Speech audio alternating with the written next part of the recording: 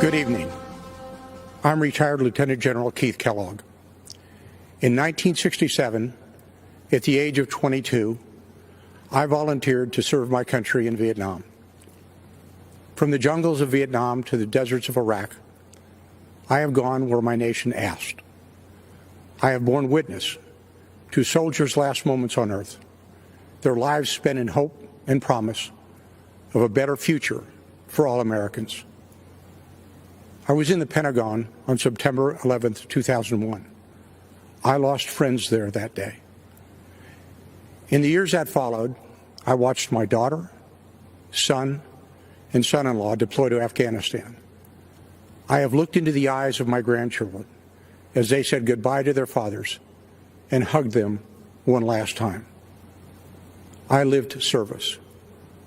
I understand sacrifice. I know leadership. Over the past 3.5 years, I have witnessed every major foreign policy and national security decision by the President. I have been in the room where it happened. I saw only one agenda and one guiding question when tough calls had to be made. Is this decision right for America? When President Donald Trump took office, decades of failed foreign policy had crippled us.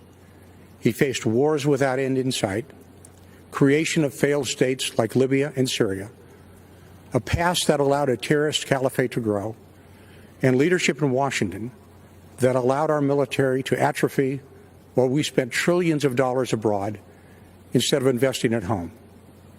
President Trump has reversed the decline of our military and restructured our national security strategy.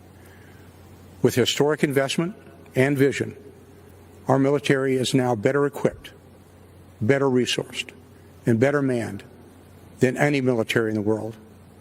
President Trump demolished the terrorist ISIS caliphate in the Middle East and eliminated its leader, al-Baghdadi, one of the world's most brutal terrorists. President Trump took decisive action against Iranian terrorist mastermind, Qasem Soleimani, a man responsible for deaths of hundreds of American servicemen in Iraq. When our NATO allies failed to meet their commitments as we upheld ours, President Trump demanded parity. NATO members have now increased their contributions over $100 billion this year, and NATO's Secretary General credits President Donald J. Trump. President Trump challenged and continues to challenge an ever increasingly provocative and militant China.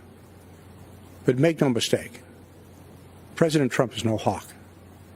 He wisely wields the sword when required, but believes in seeking peace instead of perpetual conflict.